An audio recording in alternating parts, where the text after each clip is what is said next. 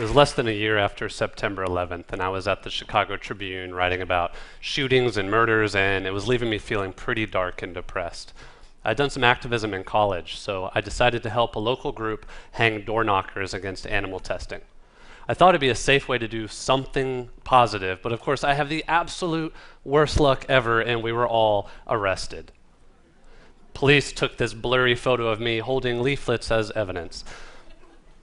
My charges were dismissed, but a few weeks later, 2 FBI agents knocked on my door, and they told me that unless I helped them by spying on protest groups, they would put me on a domestic terrorist list. I'd love to tell you that I didn't flinch, but I was terrified.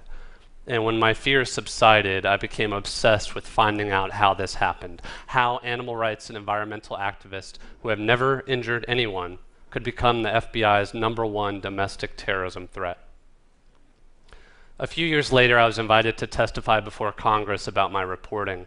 And I told lawmakers that while everybody's talking about going green, some people are risking their lives to defend forests and to stop oil pipelines. They're physically putting their bodies on the line between the whalers' harpoons and the whales. These are everyday people, like these protesters in Italy who spontaneously climbed over barbed wire fences to rescue beagles from animal testing.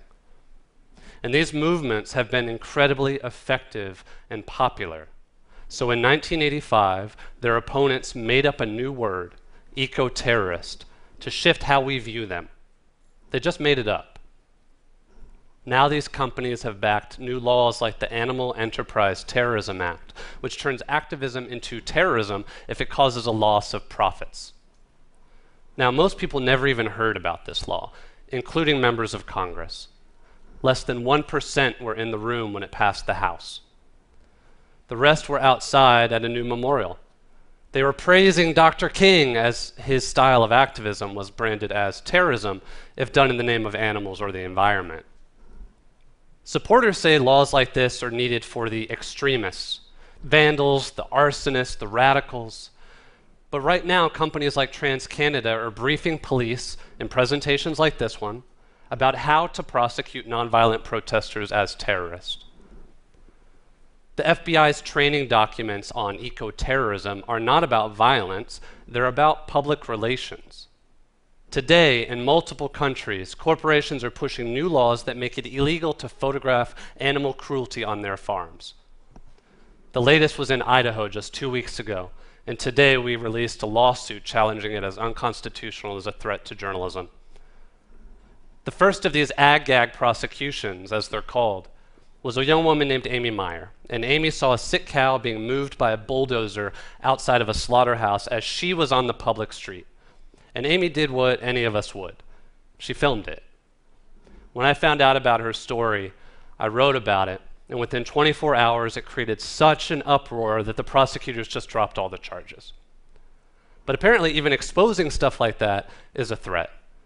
Through the Freedom of Information Act, I learned that the Counterterrorism Unit has been monitoring my articles and speeches like this one. They even included this nice little write-up of my book. They described it as compelling and well-written.